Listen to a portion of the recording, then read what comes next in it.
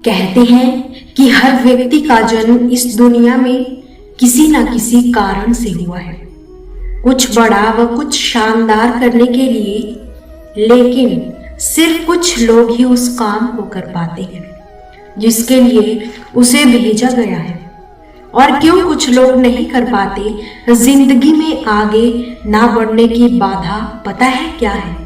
वो ये डर नहीं है जो सामने दिखाई देता है, ये वो डर है जो सामने दिखाई देने वाले से 10 गुना ज्यादा दर्दनाक होता है। क्योंकि सामने दिखाई देने वाले डर से तो लड़ा जा सकता है, लेकिन जो दिखता ही नहीं उससे लड़ाई करना बहुत ही मुश्किल होता है। ये है हम सभी के अंदर का डर। लोग क्या कहेंगे, रिश्तेदार क्या कहेंगे, अगर मैं असफल हो गया तो बहुत मजाक बन जाएगा। क्यों डरते हो असफलता से? जब खोने के लिए कुछ भी नहीं है तो डरने की भी क्या जरूरत? आपको क्या लगता है जो लोग बड़े बड़े मुकाम हासिल करते हैं उनको असफलता नहीं मिली होगी? क्या उन्हें कभी हार नहीं मिली होगी? उनको भी मिला, लेकिन वो फिर भी अपने जीवन में कभी हार नहीं माने। श्री कृष्ण कहते हैं जो होता है अच्छे के लिए ही होता है। कभी कभी विपरीत परिस्थितियां हमारी वर्तमान स्थिति को अच्छा करने के लिए ही आती है। मन चंचल होता है, ये इधर उधर भागता है और किसी भी कार्य की एकाग्रता का दुश्मन भी होता है। लेकिन यदि यह व्यक्ति के बस में हो जाए तो इससे अच्छा कोई मित्र नहीं। लेकिन मन को एकाग्र करना बहुत जरूरी है और इसे एकाग्र करने के लिए बस थोड़े से प्रयास व अभ्यास की जरूरत है। भगवान कहते हैं मेरे लिए ना कोई घृणित है, ना कोई मित्र, ना कोई प्रिय है, ना कोई निर्धन है, ना ही कोई धनी है। बस जो भी भक्ति भाव के साथ मुझे याद करते हैं मैं उनका हूँ और वो मेरे हैं। श्री कृष्ण कहते हैं कि वो किसी के भाग्य के निर्माता नहीं है, व्यक्ति खुद ही अपना भाग्य लिखता है। आप जैसा बीज बोएंगे वैसे ही फसल पाओगे, आप जैसा कर्म करेंगे आपको वैसे ही परिणाम मिलेंगे। यदि विद्यार्थी मन लगाकर पढ़ाई करेंगे तभी परीक्षा में सफल होंगे।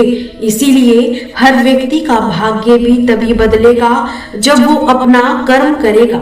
कर्म और संदेह से परे जब भगवान आपसे प्यार करते हैं तो आप हर चीज से प्यार करते हैं। श्री कृष्ण कहते हैं कि कभी किसी खेत में किसान को खेती करते देखा है?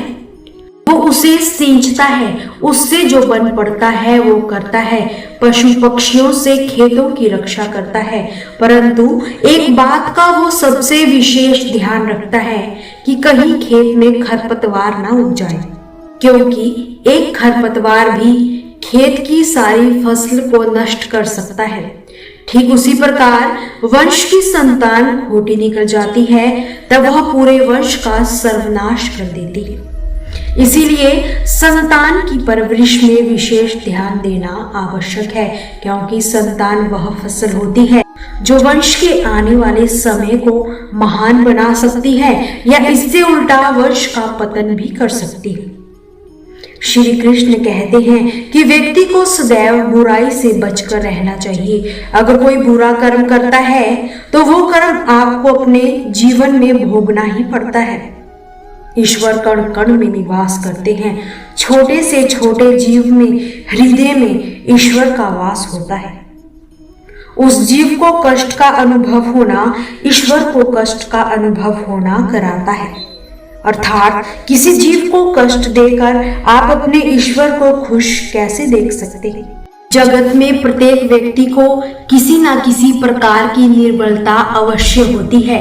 जैसे कोई बहुत तेजी से दौड़ नहीं पाता तो कोई अधिक भार नहीं उठा पाता, कोई असाध्य रोग से पीड़ित रहता है तो कोई पड़े हुए पाठों को स्मरण में नहीं रख पाता।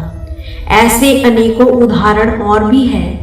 क्या आप किसी ऐसे व्यक्ति को जानते हो जिसे सब कुछ प्राप्त हो और हम जीवन की उस एक निर्बलता को जीवन का केंद्र मानकर जीते हैं, जिस कारणवश हृदय में दुख और असंतोष रहता है? निर्बलता मनुष्य को जन्म से या संजोग से प्राप्त होती है, किंतु उस निर्बलता को मनुष्य का मन अपनी मर्यादा बना लेता है। किंतु कुछ व्यक्ति ऐसे भी होते हैं जो अपने परिश्रम से उस निर्बलता को हरा देते हैं। क्या भेद है उनमें व अन्य लोगों में, ये आपने कभी विचार किया है?